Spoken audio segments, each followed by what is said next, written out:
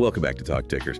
This is the show where we start pretending that just reading a headline is the same thing as actually doing the research. Right. It's really not. No, not at all. We take the earnings calls, we pull the transcripts, we dig into the footnotes that, frankly, that nobody else bothers to read, and we figure out what is actually happening with the companies sitting right there in your portfolio. Exactly. And today, we are doing a deep dive into a situation that I can honestly only describe as emotional whiplash. Oh, man. It was a chaotic 24 hours, to say the least. Yeah, we are diving deep into the Q4 2025 earnings call for DoorDash. And honestly, I don't know if I've ever seen a post-market reaction quite like what happened with this print last night. It was violent. I mean, that is the only word for it, violent. If you were watching the tape, you probably thought the sky was falling. I was sitting there, I had my terminal open, waiting for the 5 p.m. release. Yeah. And usually, with these big tech names, you see a little volatility, maybe chops around 1% or 2% up or down. But the headline numbers crossed the wire, and the stock just fell off an absolute cliff. Completely fell out of bed. It was down 7% in maybe, 2 minutes? Yeah, it looked like the trade was dead. The initial read was just pure panic. Right. If you logged off at 4:10 p.m. to go grab dinner, you went to eat, thinking DoorDash just got crushed. You're sitting there thinking, okay, growth is over, margins are dead, get me out of this position. Get me out right now. But then the call actually starts at 5 p.m. The executives start talking. And by the time I woke up this morning, that 7% loss was completely gone, and the stock was actually up 11% in the pre-market. Yeah. That is essentially a 20-point swing in sentiment in less than 12 hours. It is the literal definition of a whipsaw.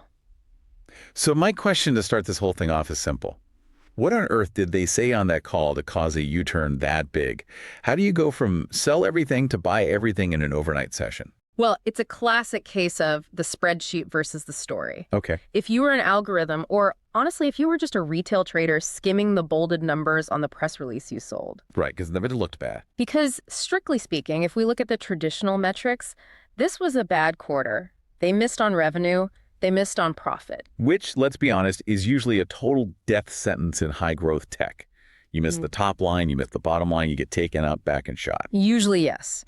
But the humans, the people who actually sat through the entire call and listened to Tony Zhu and Ravi Nukanda, they heard something completely different. They heard the narrative. They heard the operating system for local commerce thesis actually starting to work.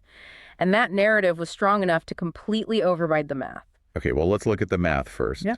Because we need to understand why the knee-jerk reaction was so aggressively negative. I want to play devil's advocate here for you. Go for it. If the numbers were bad, why should I trust the narrative? Maybe the narrative is just spin. So how bad was the actual miss? It wasn't catastrophic, but it was messy. Let's look at the top line first. Reported revenue came in at $3.96 billion. Okay. Wall Street. So the consensus of all the analysts covering the stock, they were looking for $3.99 billion. So they were light by about $30 million. In the grand scheme of things, $30 million on a $4 billion quarter feels like a rounding error. I mean, that's less than 1%. It is. But you have to understand the psychology of the market right now. Algorithms hate uncertainty, and they really hate deceleration. Right. When a high-flying growth company misses a revenue target, even by a hair, the immediate assumption programmed into the machines is that demand is softening. Okay, so the computer sees revenue miss and triggers a massive block sell order. What about the profit? That was the second punch, GAAP earnings per share. So what they actually took home in pure profit for every share of stock was 48 cents. And what was the street at? The expectation was 59 cents. Ouch. Okay, so that's an 11-cent miss. That is nearly a 20% miss on profitability. That feels way more significant than the revenue miss. Correct. And that is exactly why the trapdoor opened initially. You have a company that is supposed to be maturing, supposed to be printing free cash flow, and they come in light on revenue and light on profit. Yeah, that screams inefficiency. It screams that they lost control of their expenses. So why did the stock stay down? If I'm a rational investor sitting at my desk and I see they aren't selling as much as I thought and they aren't making as much money as I thought, why am I buying this thing the next morning?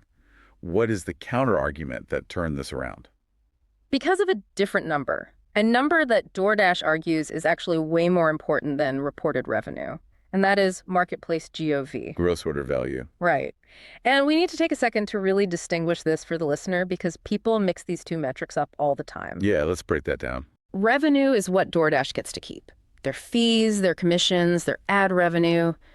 GOV is the total dollar value of the burgers, the flowers, the groceries, absolutely everything flowing through their pipes. It's the total economic activity on the platform. Exactly. And that number, it was a monster. $29.7 billion in a single quarter. Nearly $30 billion of physical stuff moved around in 3 months. That's just a staggering amount of commerce. And it was up 39% year over year. The street was only expecting about $29.2 billion. So think about what that really means. They missed on their own revenue, but they beat massively on the total volume of commerce. Yes. Wait, help me reconcile that. Because if the total amount of stuff people ordered was higher than expected, if the GOV beat estimates, how could DoorDash's revenue be lower than expected? Shouldn't those two lines move in lockstep? If I order more food, they should take more fees. That is the nuance, and that's exactly where the bears got trapped yesterday. The gap between those numbers implies that while volume is absolutely huge, the take rate, the percentage DoorDash slices off the top for themselves, might have been a little compressed. Okay, like they ran a bunch of promotions. Maybe they ran more promotions. Maybe they lowered delivery fees slightly to incentivize that massive volume. Or maybe the mix of orders shifted to international markets or new verticals where they take a slightly smaller cut right now. So they effectively paid a little bit of margin to buy that growth. They traded some near-term efficiency for massive scale. Exactly. And the market woke up, looked at that trade-off and said, yeah, we'll take it. Because 39% growth at this scale is absurd. It really is. We are talking about a company that is already ubiquitous, finding a way to actually accelerate. Total orders were up 32%. They hit 903 million orders. Incredible. And what about the users? Active users hit 56 million. It's 56 million people actively using the app every single month. And here is the stickiest number of all, and this is what really gets the analysts excited. 35 million of those users are subscribers. So Dash Pass. Dash Pass in the US, Wolt Plus in Europe, Deliveroo Plus in the UK. 35 million people paying a recurring fee. That's fascinating because I feel like subscription fatigue is a very real thing right now. I'm canceling streaming services left and right. Yeah. But you're telling me 35 million people are paying a monthly fee just for the privilege of ordering delivery. Well, it's not just food anymore, and we'll get into that in a bit, but think about the structural moat that creates. Once you pay that monthly fee, say $10 a month, you feel psychologically compelled to use the app to get your money's worth. Right, it's the Costco membership model. Exactly. It locks you in. It creates a psychological barrier where you just stop checking Uber Eats or Grubhub entirely because, well, you already have free delivery on DoorDash. Why would you go open another app and pay a $3 fee? It becomes a utility bill, like paying for water or electricity. Precisely. So the big beat was really about the ecosystem being incredibly healthy. The growth engine is not slowing down, it's revving up. That was the headline the humans saw when they dug into the transcript. But there was a catch. And this brings us to the guidance. This is where the story gets pretty complicated and honestly a little risky for investors. Okay, this is the spend money to make money part of the call. Big time. They told us that for Q1, they expect GOV to be even higher. They guided up to $31.8 billion. Again, just blowing estimates completely out of the water. Right. But they guided adjusted EBITDA, which is their main cash flow proxy, lower than the street wanted. They said 675 to 775 million. And the street wanted 800 million. So management is basically signaling, we are going to grow a lot faster than you thought, but we are going to keep less of the profit. And usually, Wall Street despises that. Investors want leverage. They want to see that for every new dollar of growth, 50 cents drops straight to the bottom line. But DoorDash is effectively saying, no, we are going to take that extra profit and we are going to burn it. Burn it on what, though? Marketing? Coupons? Because if they're just buying top-line growth with massive discounts, I'm not interested in that trade. That's a race to the bottom. We saw that in 2018. No, and that is the key difference here. If they were burning it on Super Bowl ads, the stock might have stayed down. But they are burning it on infrastructure, specifically a massive, expensive, and probably painful tech rebuild. I saw this in the notes. CFO Ravi Anaconda called it a global tech stack rebuild, which I have to say Sounds pretty ominous. It sounds like something you do when your systems are fundamentally broken. Can we unpack what that actually means?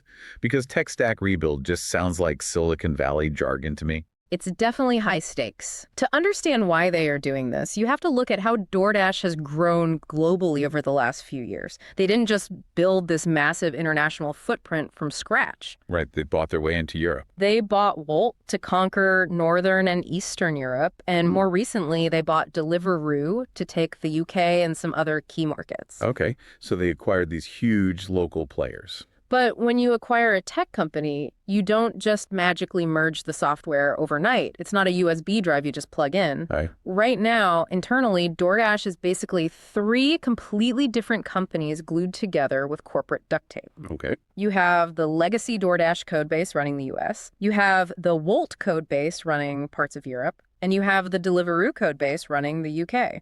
So we're talking 3 different consumer apps, 3 different merchant portals, 3 different back-end databases. 3 different everything, 3 different payment processors, 3 different dispatching algorithms, even 3 different ways of handling a simple menu item. If a local restaurant updates a photo of a burger in London, it goes through a completely different server system than if a restaurant updates a photo in New York. I can see why that's annoying from an IT perspective, but is it really worth blowing up your Q1 profit margins to fix? Why not just let them run separately? If it ain't broke, don't fix it. Or why take the execution risk? Because it is broke, strictly in terms of speed. Tony Xu, the CEO, made this point very clearly on the call. He kept using the phrase product velocity. Okay, what does that mean in practice? Let's say you invent a really cool new feature. Maybe it's a machine learning tool that detects if a grocery item is out of stock and automatically suggests a substitute based on your past dietary preferences. Sounds great. Useful feature. I want that on my app. Right now, if the DoorDash engineers in San Francisco build that, they launch it in the US, great. But the Wolt team over in Helsinki, they have to look at that code, figure out how to translate it into their totally different legacy system, and essentially rebuild it from scratch. And then Deliveroo has to do it too. Exactly. The Deliveroo team in London has to do the exact same thing. So you're doing the exact same work 3 times. You're paying 3 separate sets of expensive software engineers to build the exact same button. And you're moving 3 times slower than your competition. Tony wants a world where an engineer writes a line of code once, pushes a button, and that new feature goes live in San Francisco, London, Berlin, and Tokyo simultaneously. That is the promise of this unified platform. Okay, functionally, that makes total sense. But why is it so incredibly expensive? I mean, it's just software engineering. Why does this cause a massive EBITDA miss? Why did Ravi explicitly warn us about redundant costs on the call? Because of the transition period. Think about it like moving houses. You buy a nice new house, but you haven't sold your old one yet. So I'm paying 2 mortgages at the same time. Exactly. You have to keep the Deliveroo servers running. You have to pay the Deliveroo maintenance engineers to keep the old legacy system afloat so the app doesn't crash during dinner rush today.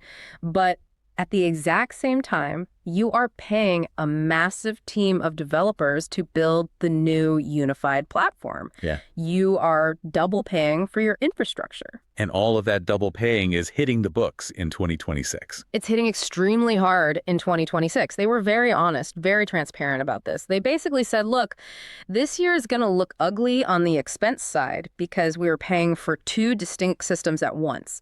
And the vast majority of those transition costs are front-loaded. You know, there's something almost arrogant about that. Yeah. In a good way, maybe. Yeah.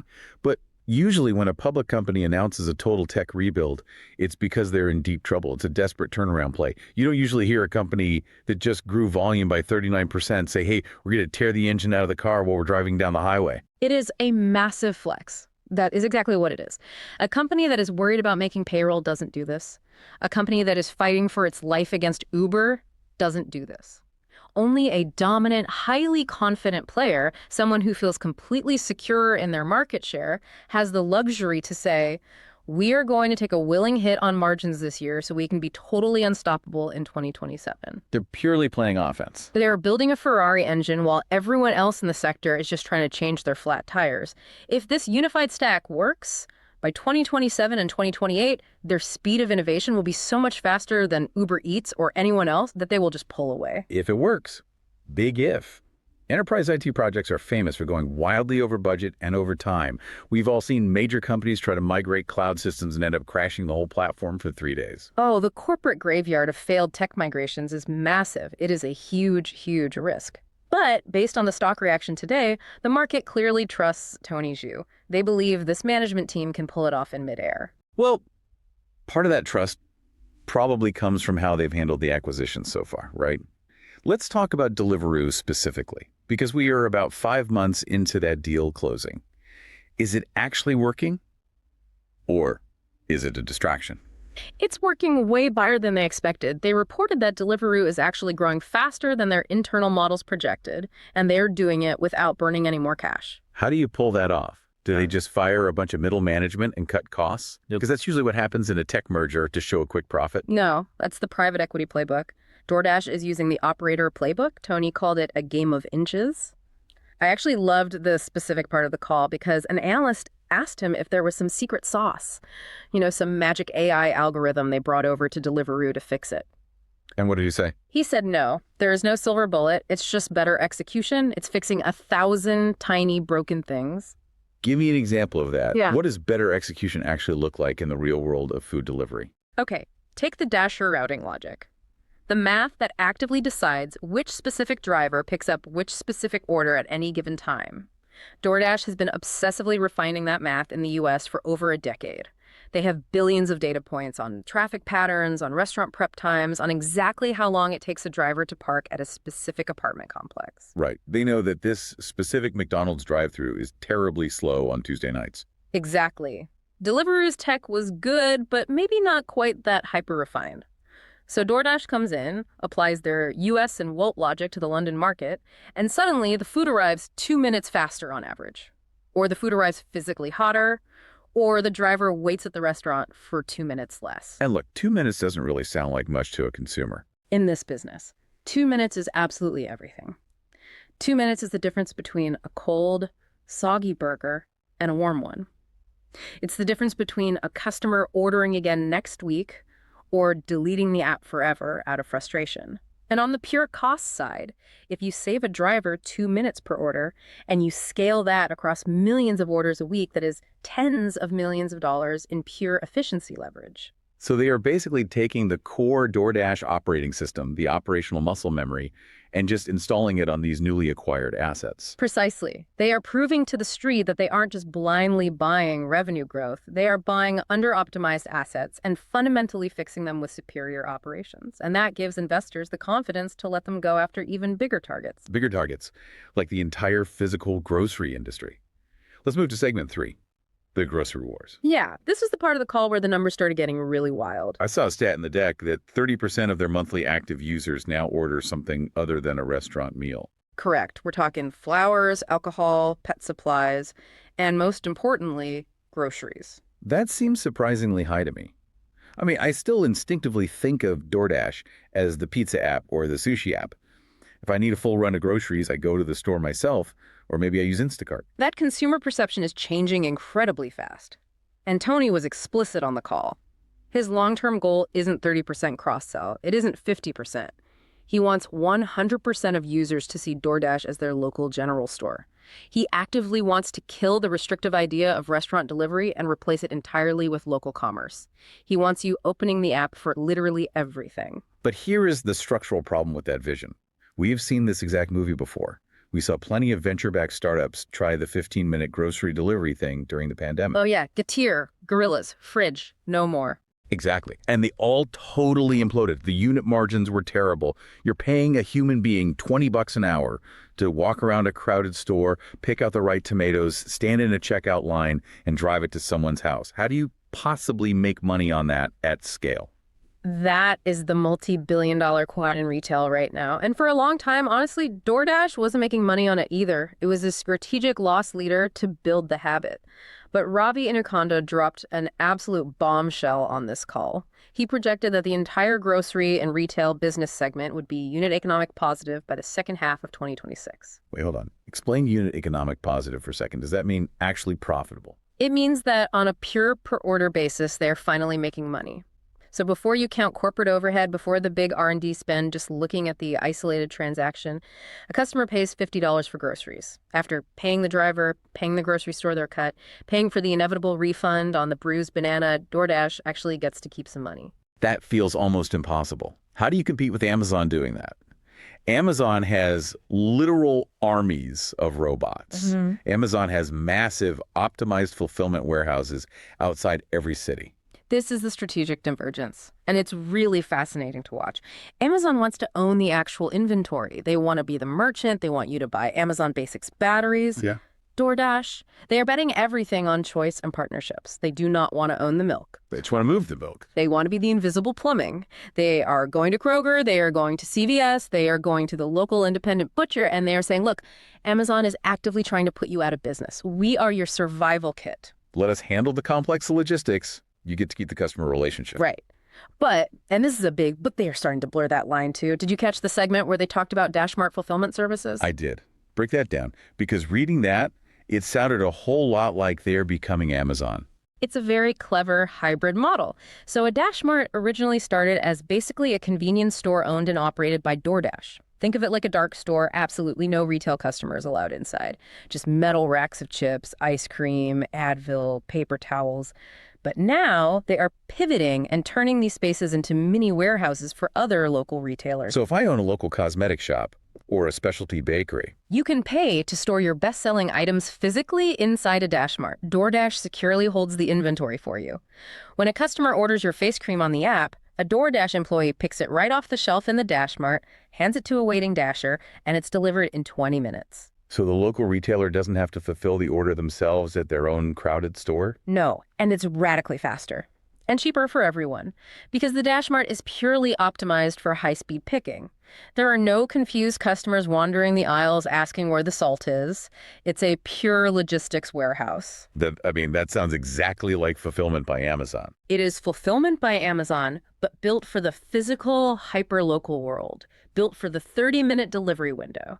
And if they pull that off at scale, that is exactly how you get the margins up. You completely cut out the slow, expensive walk through the traditional grocery store and replace it with a high-speed, controlled, pick-and-pack operation. It changes the consumer behavior, too. They mentioned on the call that people are aggressively moving from emergency diaper runs on a Tuesday night to full-scale weekly stock-ups. Larger baskets. And in the delivery business, basket size is gravity. If I dispatch a driver to deliver one single tube of toothpaste, I lose money. I simply cannot make the math work on a $3 item. But if I deliver $150 worth of groceries, the delivery cost is basically exactly the same. The driver drives the exact same distance, but the percentage margin I make on that giant order is massive. So the true path to profitability is get people to buy way more stuff at once and store that stuff closer to them in a dark store so it's cheaper and faster to pick. Exactly. And once they cross that specific profitability threshold in late 2026, the entire profile of the business changes. It goes from cash burn for growth to profitable growth. Every single new grocery order actually adds cash to the bottom line. That changes the Wall Street valuation model entirely. It's incredible. But look, if we look even further down the road beyond just humans picking groceries in dark stores, we get into the really sci-fi stuff. Segment 4 of our breakdown, robots, drones, and agents. Tony actually spent a surprising amount of time on this during the Q&A. He really did. And usually, honestly, when tech CEOs start talking about robots on an earnings call, I just roll my eyes. It usually feels like a cheap distraction. It feels like they're just throwing out buzzwords to pump the stock. But Tony was remarkably pragmatic about it. He wasn't saying robots are going to replace everyone tomorrow. No. Yeah. He specifically talked about managing a mixed fleet. He was talking about autonomous delivery, specifically their new DoorDash robot. And he said it won't be all robots and it won't be all humans. It's always going to be a mix. So practically speaking, what determines who or what brings me my burrito? That is the orchestration layer. And that is where the real enterprise value is. It's the software brain sitting above the fleet. Explain that orchestration layer a bit more. It's the AI algorithm that instantly decides when to send a robot versus a human driver versus an aerial drone. Think about the physical complexity of delivery. If you order a single burrito from 3 blocks away and it's good weather, maybe a little wheeled rover brings it. It's cheap, it's slow, but it works perfectly for that task. Okay, that makes sense. But if you order a massive catering spread for 20 people from a restaurant 5 miles away, a sidewalk robot obviously can't carry that. So the system intelligently dispatches a human in an SUV. If you are in a rural area with a big backyard, maybe a drone drops it. The software that instantly manages that complex decision-making process, that is the proprietary tech moat. And he also mentioned that these delivery AVs, the autonomous vehicles, aren't just for dense areas like downtown San Francisco anymore. Right. They are heavily targeting the suburbs now. Which feels totally counterintuitive to me. Usually you think of futuristic tech starting in the densest part of the city. But if you think about it, the suburbs are actually physically perfect for robots. You have wider sidewalks, you have way less chaotic traffic, predictable grid layouts, and more importantly, that is where the massive order volume is. Families live in the suburbs, families place big, high-value grocery orders. Yeah. If you can automate the pizza to the suburbs route, you unlock billions in structural value. Now, what about the AI question? The whole agentic commerce buzzword that everyone is throwing around. Everyone on Wall Street is terrified that ChatGPT or some future Apple AI agent is just going to replace these consumer apps entirely. Like you'll just tell your phone, get me dinner, and the AI handles the whole thing in the background. Did that kill the DoorDash app? Did they just become a dumb, invisible pipe? This was easily my favorite part of the entire Q&A. Tony's defense of their position was very sharp. He basically said, bring it on. He views AI agents not as an existential threat, but as just another channel partner, just like Google search. How so? Because if I'm just talking to ChatGPT, I'm not looking at the DoorDash app interface. I'm not looking at their promoted listings or ads. True, and they might lose some ad revenue there. But Tony argues that the digital layer is rapidly becoming a total commodity. The ability to simply take an order is easy. Anyone can build a chatbot today. Google tried to do this years ago with Order with Google, and it failed. Why did it fail, though? Because taking the transaction is the easy part. The physical execution is the hard part. Tony calls this the physical layer. The moat is the real world. Exactly. You can easily ask an AI to buy you dinner. The AI can process the credit card payment. It can send the API request to the restaurant, but the AI cannot drive the Honda Civic. The AI cannot navigate the broken apartment complex gate code. The AI cannot physically check if the milk is spoiled before putting it in the bag. The AI cannot look the merchant in the eye and say, hey, where are the fries for order 402? That is a really, really strong point. We get so caught up in the software magic, we forget that this is ultimately a grueling business of moving physical atoms from point A to point B. DoorDash owns the hard part of the transaction, the unpredictable, messy, last-mile execution in the physical world. So Tony is confidently saying, look, we will gladly partner with the AIs. They can send us the orders all day long. We don't care where the digital order originates, but we're the only ones who can actually get the physical job done. So let's zoom out a bit and look at this entire print from the investor context. We have the mixed results, messy financials, but incredibly strong volume. We have the aggressive strategy, the tech rebuild, and the push into grocery. What is the core trade-off the market is wrestling with right now? The trade-off is very clear. The market is being asked to willingly accept much lower profit margins in 2026, strictly due to this massive tech merge and the heavy R&D spend in exchange for durable, dominant, long-term growth. They are sacrificing now money for much bigger later money. And based on that whipsaw stock reaction, that huge pre-market bounce, the market accepted the deal. They did. The price action proves that, at least for now, investors value that 39% GOV growth way more than they value the missed EPS cents. They see the underlying growth acceleration, and they are completely willing to forgive the near-term infrastructure spending. It certainly helps that the macro backdrop is pretty decent right now, too. They mentioned the U.S. restaurant business is still growing steadily. Right. And international is actually outpacing the U.S. growth rate. Now, there are always headwinds. They noted that severe winter storms cost them about $20 million in Q1, and Dasher labor costs are always a seasonal issue. But the core efficiency leverage is clearly continuing. They are fundamentally getting better at running this business every single year. And from a long-term valuation lens, this is a pure transition story. It absolutely is. The company is actively transitioning from being valued as a food delivery app to being valued as a local logistics utility. If this massive tech stack merge actually works, their R&D leverage in 2027 could be massive. They will have one single unified code platform efficiently serving the entire globe. But the execution risk is very real. We can't ignore that part of the thesis. Oh, absolutely. If this tech merge fails, if it turns into a bureaucratic money pit and delays new features for 2 years, if the grocery unit economics don't actually turn positive in H2 2026 like they promised, then they are just burning massive piles of cash on a complex IT project, while Uber and Wolt's old competitors just nip at their heels. It is a high-stakes bet. There is absolutely no guarantee here. High stakes indeed. Yeah. Which brings us perfectly to our favorite part of the show. We've looked at the past, we've analyzed the present, and now let's get completely reckless with the future. Disclaimer time. You know the drill. This is not financial advice. We are literally a couple of voices in your headphones. We are just summarizing public information from an earnings call. We are not your financial advisors. We are not your fiduciary. Please do your own due diligence. If you blindly trade based on what we say on a podcast, you are doing it wrong. We are here for entertainment and education only. We are idiots with microphones. Never forget that. Exactly. Pekka, hit me. What is the outrageous but plausible trade idea coming out of this specific quarter? Okay. I call this the long the road, short the shelf pair trade. Long the road, short the shelf. Break it down for me. The underlying thesis relies entirely on Tony's commentary about DashMart fulfillment services and that ambitious goal to get 100% of their users ordering retail and grocery through the app. Okay, so we fundamentally believe the everything store thesis. Yes, the long side of the trade is D-H. We are betting that they are successfully becoming the physical internet. They are building the permanent pipes for local commerce. If you actually believe the grocery profitability timeline for 2026, they are about to become an absolute free cash flow machine. Okay, so we are along the logistics layer. What is the short? Who structurally loses in this new world? The short is legacy grocery chains, and more specifically, the commercial REITs anchored by traditional strip malls. Oh, wow. That is spicy. You are shorting the physical retail real estate. Think about the pure logic of it. If DoorDash actually succeeds in holding local inventory in these cheap dark stores, these industrial dash marts, and delivering it perfectly to your door in 30 minutes, efficiently and profitably, why do you ever need to drive to a 50,000 square foot, brightly lit grocery store again? You don't. Honestly, I hate going to the grocery store.